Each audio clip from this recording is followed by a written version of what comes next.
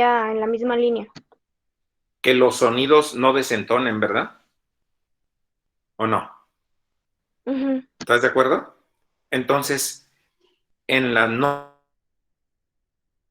normas es análogo. Creas una norma reglamentaria, cotéjala con la Constitución. Si no es contraria a ella, puedes aprobarla. Pero si es contraria, fuera. ¿Sí me doy a entender? No la debes de aprobar. Como los operados del cerebro que aprobaron ampliar 2 años más el plazo del presidente de la Corte en un artículo transitorio de una reforma al poder, a la ley del Poder Judicial.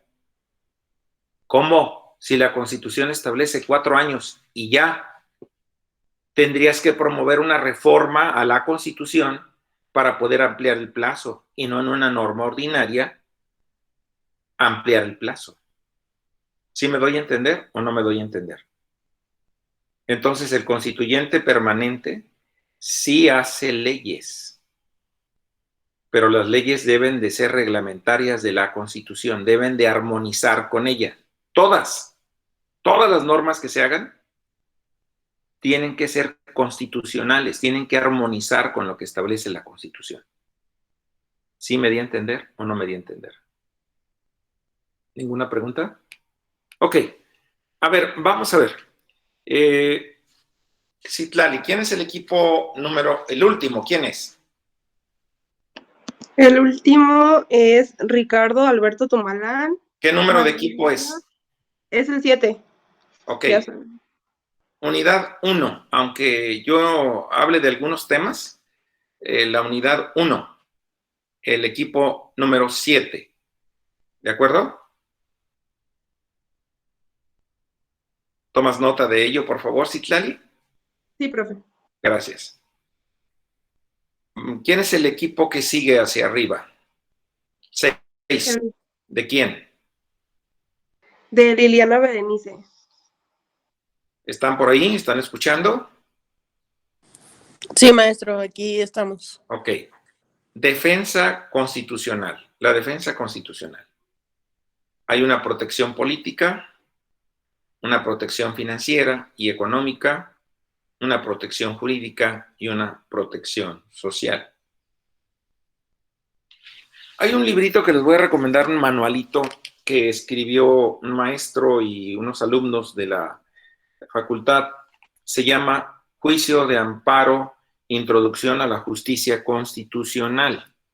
Juicio de Amparo, Introducción a la Justicia Constitucional. No sé si lo alcancen a ver. No sé si lo edita Serie Justicia Constitucional, dice. Entonces, está interesante, aborda los temas que tenemos en el programa y, por ejemplo, en defensa constitucional, déjenme ver qué tenemos aquí. Protección de la Constitución, dice protección política, social, económica, financiera, protección jurídica. ¿Qué nos dice al respecto? Por ejemplo, en el artículo, no en el artículo, página, dice protección constitucional. Los mecanismos de protección constitucional son clasificados por Fixamudio, consultable Fixamudio también, en 4 categorías: político-económica, social y jurídica. La política. La palabra constitución, según García Maínez, no es solamente aplicada a la estructura de la organización política, sino también, sobre todo en la época moderna, al documento que contiene las reglas relativas a dicha organización. La organización política se compone con el objetivo de lograr un equilibrio en el ejercicio del poder en 3 órganos: legislativo, ejecutivo y judicial. Bueno, si ustedes revisan en cuanto a la protección política, el Estado se ha organizado en 3 poderes, pero aparte, el 115 constitucional crea una institución llamada municipio y por lo tanto aparte de los tres poderes, está la institución denominada municipio, que a la vez cada municipio está insertada en los estados. Jalisco, por ejemplo, creo que tiene ahora 125 municipios, o no sé si sigan siendo 124. Pero el caso es que la estructura política no solo está en tres poderes, sino que también en municipios, que los gobiernan entes administrativos llamados ayuntamientos, y quien los preside es un presidente municipal. Y aparte, también el Estado ha creado organismos descentralizados para llevar a cabo una mejor administración pública.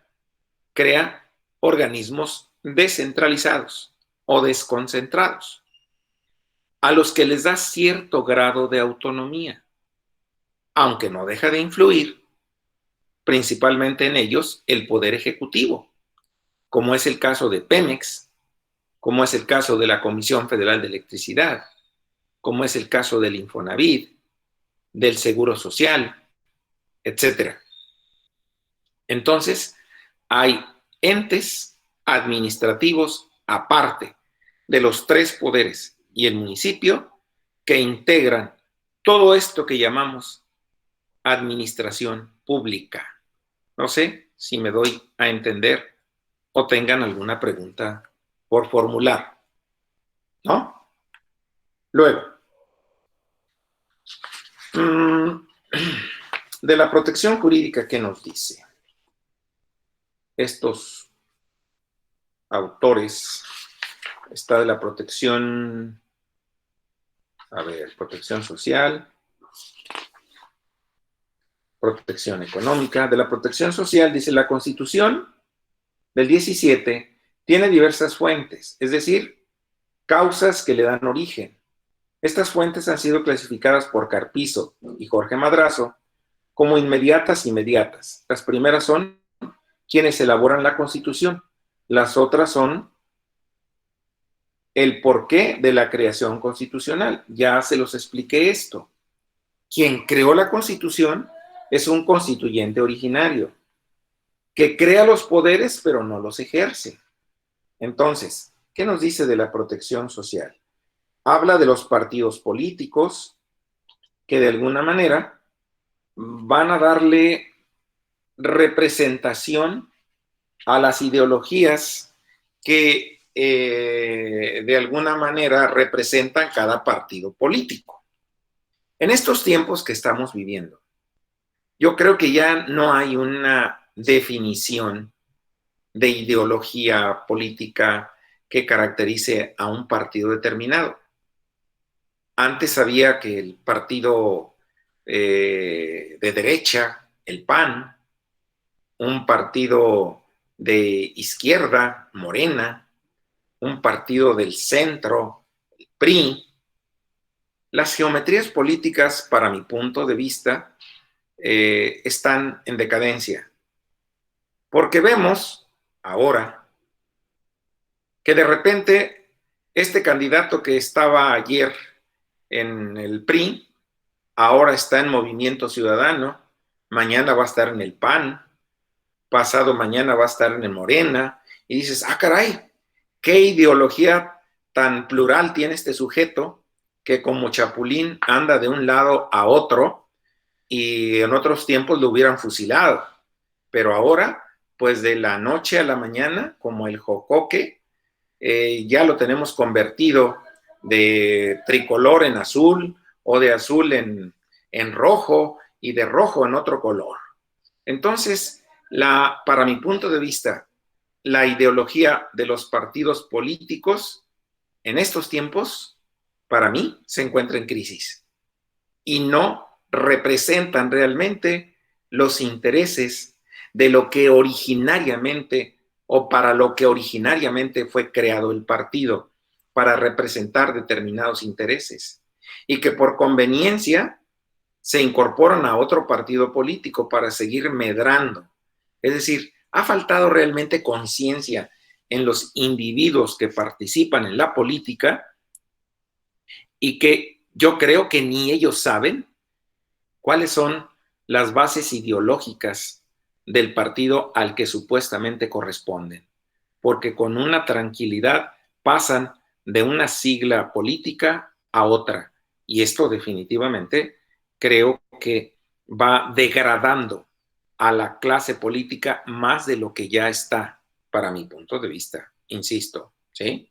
No sé si alguien tenga una opinión distinta. ¿No? Nada. Luego, entonces, dice que a mí me queda claro que la protección social alude a la protección de determinados grupos. Por ejemplo, los trabajadores organizados supuestamente en sindicatos que defienden sus intereses, supuestamente, porque en la mayoría de los casos no ocurre eso, de alguna manera son asociaciones a los que la propia ley fundamental les reconoce personalidad jurídica, como son los sindicatos, en materia agraria, las agrupaciones colectivas de ejidatarios o de comuneros. En fin, hay diversa protección social que va dirigida a esos grupos que integran nuestra sociedad. Trabajadores del campo, trabajadores urbanos, etcétera. La propia Constitución, en diversos artículos, nos va enumerando los derechos que tienen cada una de estas agrupaciones. Por lo que ve a la protección económica, aquí los autores nos dicen que la norma constitucional representa el pacto fundamental que ha suscrito el pueblo de una determinada nación. Preserva los principios, valores, intereses, instituciones y derechos, base de las relaciones entre los órganos de poder y las personas. También define el interés común del grupo social.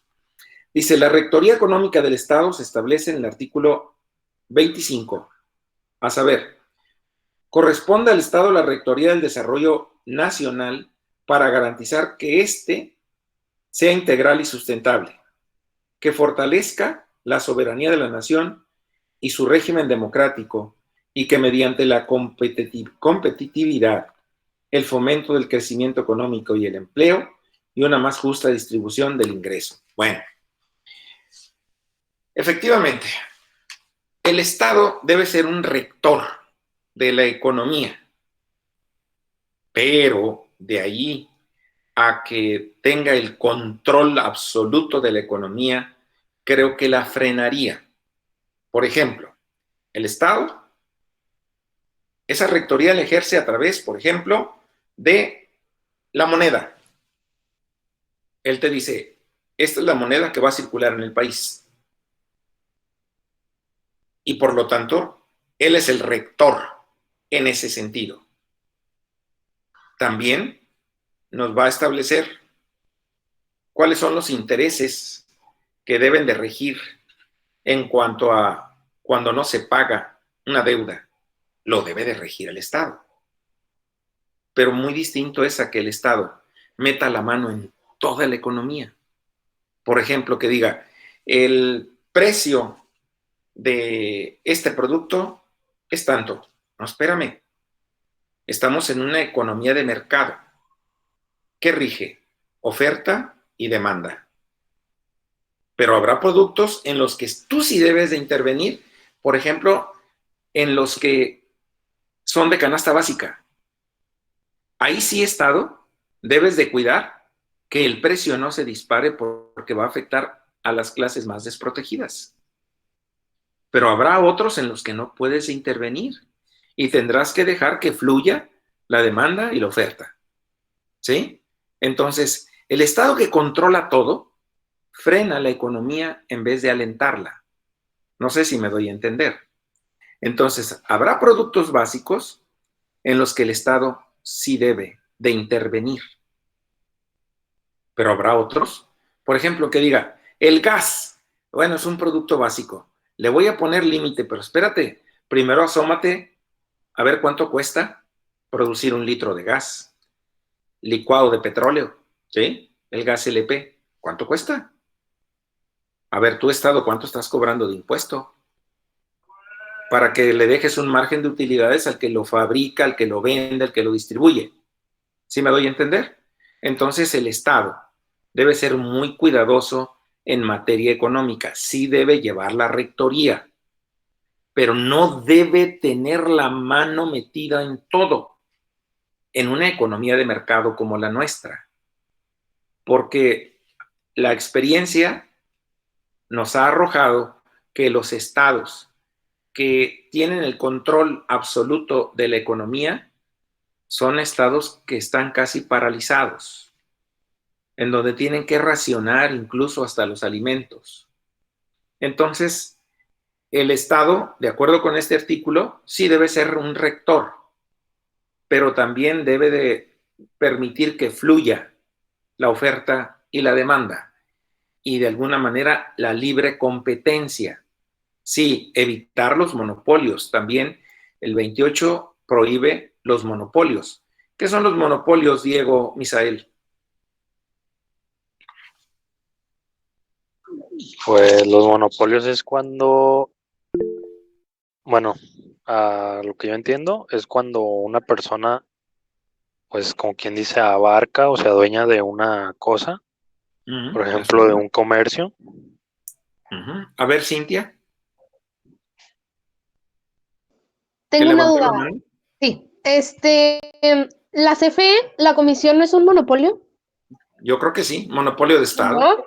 Ajá, Sí. o sea, porque Pemex antes era un monopolio, ahora ya hay más gasolineras, pero también en su momento. Pero la explotación del petróleo la sigue realizando Pemex a través de concesionarias. Es decir, Pero ya, bueno, sí. En cuanto a la venta, ha abierto un poco la competencia y de alguna manera creo yo que el eliminar monopolios puede contribuir a mejorar la calidad de un servicio o de un producto. ¿Estarían de acuerdo en eso, Cintia?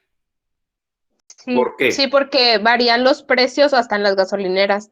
O sea, bueno, aquí en Jalisco, las diferentes que hay, que el Oxogas, la BP y así, o sea, sí varía el precio. También hay unas que son más altas que Pemex, pero otras que sí son más bajas que Pemex. Entonces, el servicio, el producto, si lo pluralizas, creo que contribuyes a mejorar calidad. ¿Estaríamos de acuerdo? Porque si lo centralizas, si lo monopolizas, vas a decir, pues, ve a un lado, a ver a dónde te vas, ¿verdad? A ver qué consigues, porque no lo vas a encontrar, nada más yo lo tengo. Entonces, eso es frenar la economía. Y por lo tanto el Estado sí debe ser un rector económico, pero también evitar monopolios. Dice, nada más yo, los demás no. Pero también el propio Estado debe de observar su propia calidad que está brindando en cuanto a servicios. Se supondría que el Estado es un rector, no un administrador. Normalmente en México ha sido un pésimo administrador. Ha reventado cualquier empresa que maneja, ¿sí? Opera con números rojos.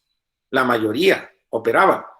Entonces, es muy importante que el Estado no concentre tantas actividades que debería de delegar en los particulares para que se dedique a lo que debe de dedicarse, a fomentar el empleo, a crear infraestructura, etcétera, para que el particular invierta ahí. Si yo quiero desarrollar, por ejemplo, una zona turística como Estado, ¿qué tengo que hacer? Carreteras, vías de comunicación adecuadas, aeropuertos, fomentar servicios, etcétera. ¿Para qué? Para que el particular acuda e invierta. Quiero un puerto de altura para que lleguen ahí grandes cruceros, pues tengo que crear la infraestructura adecuada. Tengo además que dar un servicio de seguridad pública que le dé confianza tanto al nacional como al extranjero que lo visita.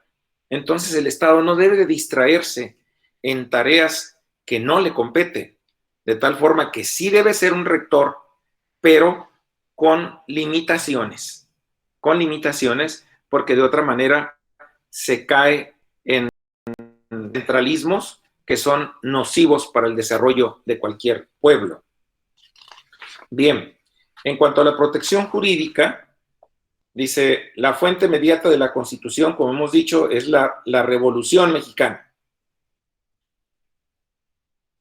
Se caracterizó por constantes golpes de gobierno. Bueno, eso ya se los había comentado yo el día de ayer, que nuestra Constitución es producto de una lucha social violenta, muy violenta, que generó más de 1 millón de personas fallecidas, de 1910 a 1916, fácilmente. Y todavía, en los 1928 al 32, en el occidente de México, estalló una llamada Revolución Cristera. Estados como Jalisco, Colima, Michoacán, Nayarit, fueron testigos de esa revolución que se dio entre grupos que se decían cristeros en contra del gobierno, que había cerrado iglesias, templos, etcétera, para que el culto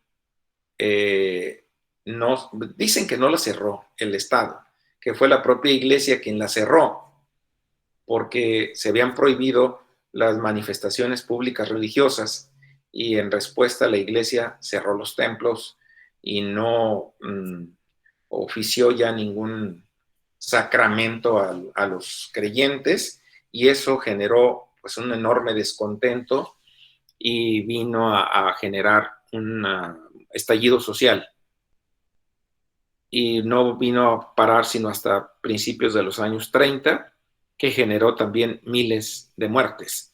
Entonces, nuestro país realmente adquiere una estabilidad a partir de 1934, en que llega Lázaro Cárdenas a la presidencia, primer presidente que dura 6 años en el gobierno. De allí para acá han durado 6 años cada uno, sin posibilidad de reelección, porque el que tuvo la tentación de reelegirse, que fue Obregón, precisamente lo asesinaron. Y ya no acabaron con la tentación de la reelección. De tal manera que nuestro país, a partir de 1934 hasta la fecha, ha permanecido con una importante estabilidad política y social, aunque en los últimos años sí hemos padecido de violencia derivada de la inseguridad que el propio Estado ha sido incapaz de frenar. Y no los que van llegando o los que ya tienen 3 años, sino desde hace rato que no han podido, sabido o querido frenar esa inestabilidad que hay en cuanto a la seguridad pública. No lo han logrado.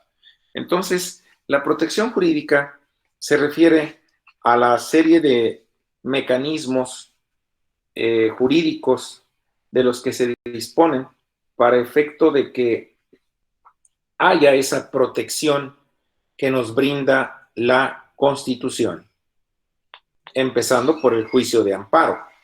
Entonces, todo esto lo vamos a ver en estos temas. El equipo de la unidad 2, ¿quién es, Citlali, entonces? Es el equipo 6 de Liliana.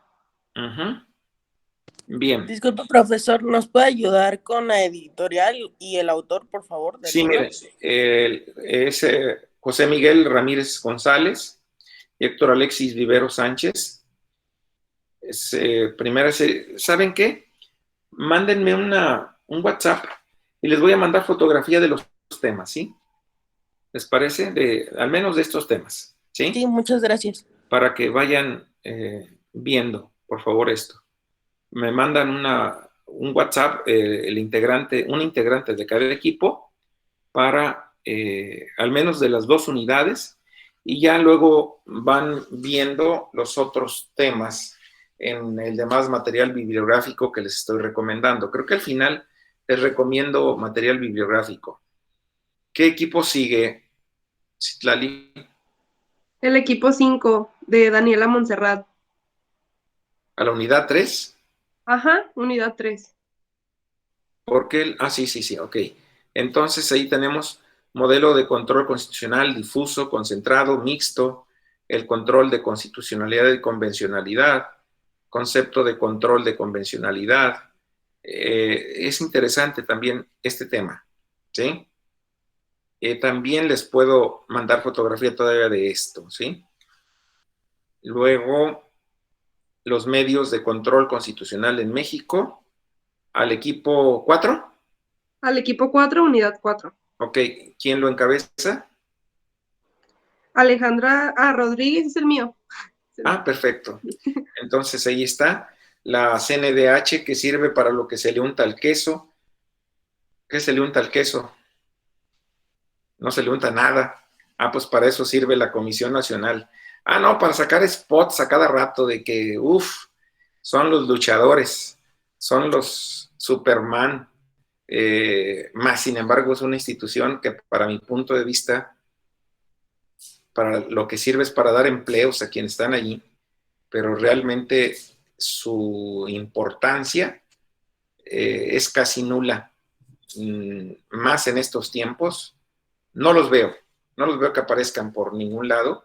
Ya tienen más de 30 años ejerciendo estas funciones y el producto terminado es de pésima calidad. Y no solo a nivel federal, local también. Para mi punto de vista, es una institución que casi nació inviable. No tiene dientes. Es decir, sus recomendaciones son como llamadas a misa. ¿Cómo son las llamadas a misa? Van los que quieren. Es decir, no son vinculatorias. Y ese es el problema, de que para qué investigas y para qué concluyes que hay violación si no se traduce en nada efectivo. ¿Sí me doy a entender? Yo no he visto que caiga un procurador o fiscal o un gobernador. No, cae un policía ahí porque torturó a alguien, pero de allí a que esta institución asuma el rol para el que fue supuestamente creada, para nada. Pésimos los resultados que se han tenido con esa institución. Entonces, se lo dejamos a ese equipo, al 4, ¿verdad?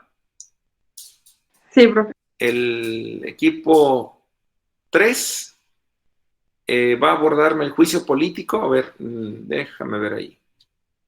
El juicio político y la declaratoria de procedencia, los 2 temas. El equipo 3. Y el equipo, ¿quiénes son el equipo 3? Es Miguel Cano, Alan Guadalupe. Ok, entonces ellos, los 2 temas, ¿sí? Y el equipo 2 y 1, el juicio de amparo. Todos los puntos se los van a dividir del juicio de amparo. A ver, déjame checar cuántos puntos son.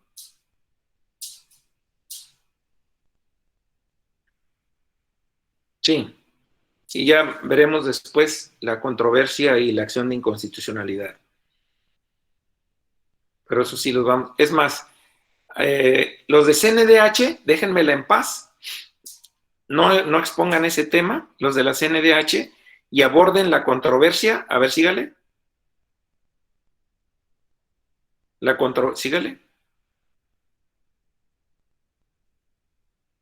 Ya no hay acción de inconstitucionalidad, ¿no está? ¿No hay otra hoja? A mí no me sale. ¿No? Bueno. Entonces, el equipo que iba a abordar el tema de la CNDH lo omite y vamos a trabajar con la controversia constitucional y con la acción de inconstitucionalidad. ¿Sí? Pero 2 equipos van a abordar los 10 temas del juicio de amparo. Se los dividen. ¿De acuerdo? Sí, profe, ya lo anoté. Y Ahorita se ahorita los- me mandan un WhatsApp para mandarles material en fotografía de los temas del 1 y 2. ¿De acuerdo? Para que lo vayan viendo. ¿Alguna pregunta? No, profe. A ver, ¿quién levantó la mano? Adelante. Yo estoy viendo el programa y hay más temas todavía. Sí, por eso lo tiene recortado Citlali. A ver, súbelo. No, si Lucero. baja más. ¿Hay otra hoja aparte? Ajá, ahí está. A ver, ahí está la acción de inconstitucionalidad. Miren, con que lleguemos a eso, ¿sí? El último equipo, la controversia y la acción de inconstitucionalidad, por favor, ¿sí? Y ya vemos si nos sobra tiempo, pero en el juicio de amparo nos vamos a llevar un buen rato. Entonces, ya es pedir demasiado, por lo pronto, ¿de acuerdo? Por lo pronto tienen temas y hacemos eso, ¿de acuerdo? ¿Alguna pregunta? Maestro, Dígame. ¿alguna bibliografía que recomiende para controversia constitucional y acción de inconstitucionalidad? Este librito de estos muchachos, y si no, también consulten a Fixamudio. Ujú. También está